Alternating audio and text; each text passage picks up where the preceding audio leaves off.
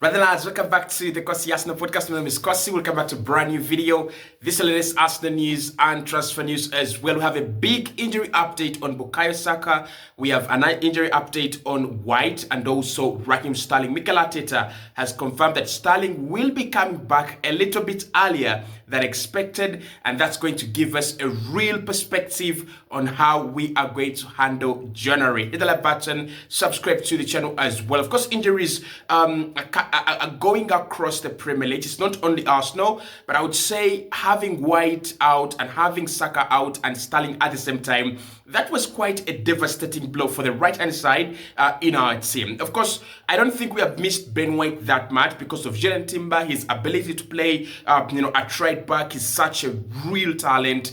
But when it comes to Saka, when it comes to Raheem Sterling, one of them has got to back the other. And of course, Saka is irreplaceable. Like, you just can't go to the market and find him, and you just can't look into the Arsenal squad and get another Saka. So, big injury updates on those three, and also we're going to talk about what Mikel Arteta thinks about the January transfer market as Raheem Sterling nears his comeback. Now let's start off with Saka. He underwent his surgery yesterday. It was successful. That is the first thing we've got to say. It was successful. Of course, he did have that hamstring injury that is expected to keep him out for many weeks. Now Mikel Arteta, again, speaking about the omen, he didn't really change his position from what he said earlier on. He said it could be more than 2 months. Now, I don't know if this is an injury boost or just an update. You could choose whatever you want to believe, but Mikel says the surgery was successful, and that's the beautiful part. But it could be more than 2 months. So that means that the injury was actually bad. It was actually devastating. Now, a couple of people inside Saka's camp are unhappy with Mikel Arteta. And the reason as to why they are unhappy with Mikel Arteta is that they feel he has overplayed him in the last 3 years. They feel that he has overplayed him in the last 3 years, and therefore an injury like this was inevitable. I remember being that warning sign, and I remember always saying something is going to happen. I mean, at any point in time, we are going to have Saka injured for a long time. We're going to have Saka injured for on a bad injury. And I remember saying that because, I have seen Mikel Arteta play Saka in the Carabao Cup. I've seen him play Saka in useless games. I've seen him fail to take off Saka. When Saka's picked up a knock, when Saka is injured, he has failed. He has rotated Declan Rice, he rotates Partey, he takes off Odegaard on many occasions. He rotates every other player apart from Bukayo Saka. And I said, the day Saka will pick up an injury, it's not going to be nice. It won't be looking good. And right now, according to the stories we are getting, it's not looking good. Saka could be out for more than 2 months. That is according to Mikel Arteta himself. Now, do I agree with the Saka camp? Partly, and partly I don't. Now, Saka wants to be a top player. He's got to understand, top players play almost each and every game for their clubs. That's the truth. Like, if you're Messi, you don't think Messi scored 50 goals in one calendar year by playing 30 games. He played over 60, 70 games, right? So if you want to be a top player, you've got to find a way of playing through injury, of playing through knocks and knocking them off. And I think he's done that very well. Also, I don't think it is only Arsenal that have actually overworked Saka alone.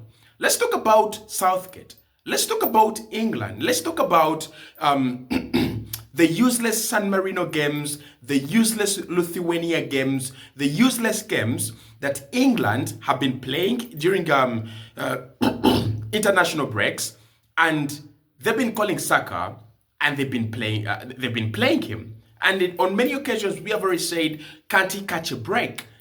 He's been injured, he's had a knock, you do not have qualifiers, it's just a bunch of friendlies. Can Saka get a break?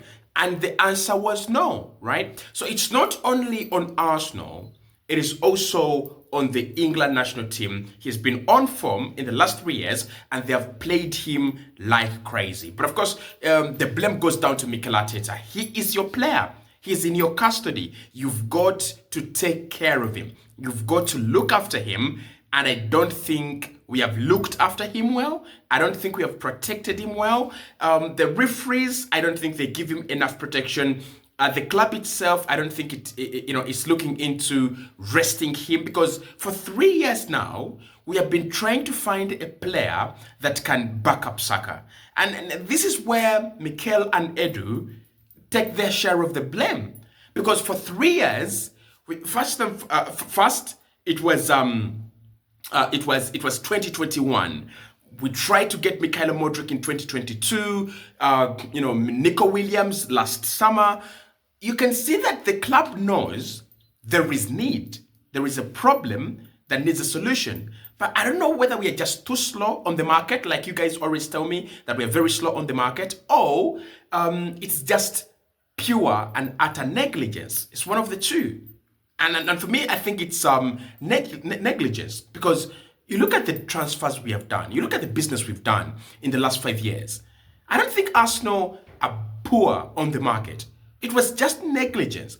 And we knew at some point in time that a moment like this was going to happen. I remember Mikel Arteta buying Fabio Vieira. He was preparing for that moment without Odegaard, right? Sorry.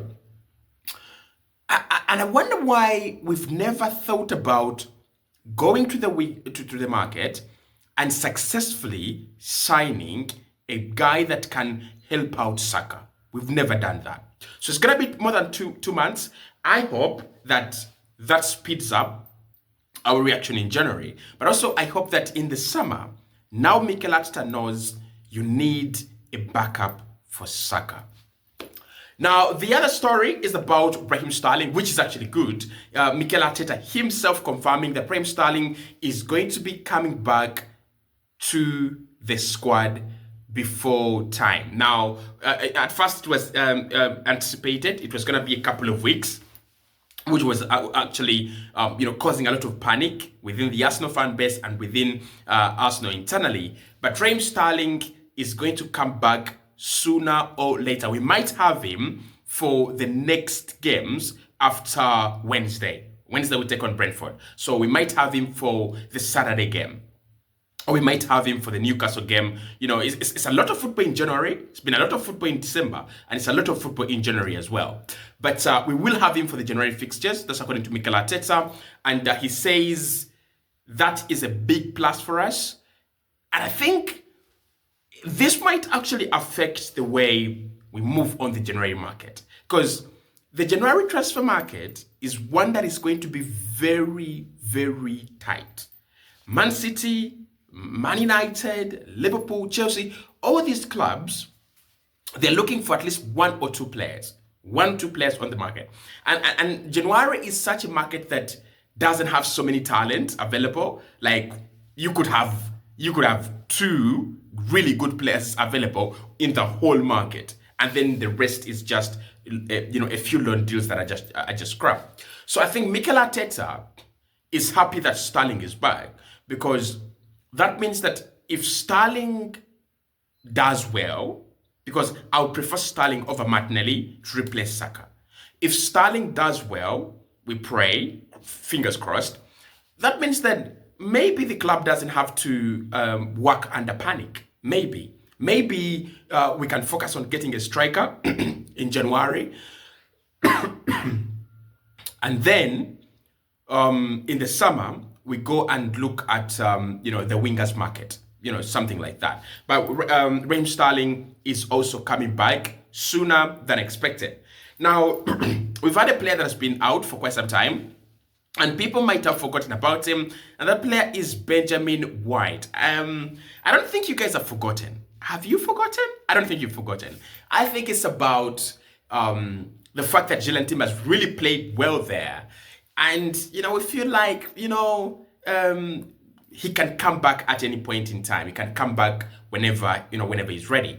White is closer to coming back as well. So probably, most probably, by the end of January, we shall have Ben White as part of the squad. And you know, with White, what he does is he gives you that other option at centre back, especially with Ben White, especially with Julian Timber and Ricardo Calafiori now strongly, dominating the fullback areas. Looks like the future for Ben White is going to be at right back, stroke centre back. If White comes back, it means Arsenal don't have to look at defenders in January. That's the good thing. So White is closer to coming back. Raheem Sterling is closer to coming back. The surgery for Saka has been successful. We're just waiting for that 2-month period or more than 2-month period to actually elapse. That means he's coming back in March. There are not so many games in March for us. It's like 2 or 3 games in March for Arsenal, and then we go into April and May. So we might have him in April and May. We might have Saka come back in April and May. There are few stories that Saka's season could be over, but no, I don't believe that.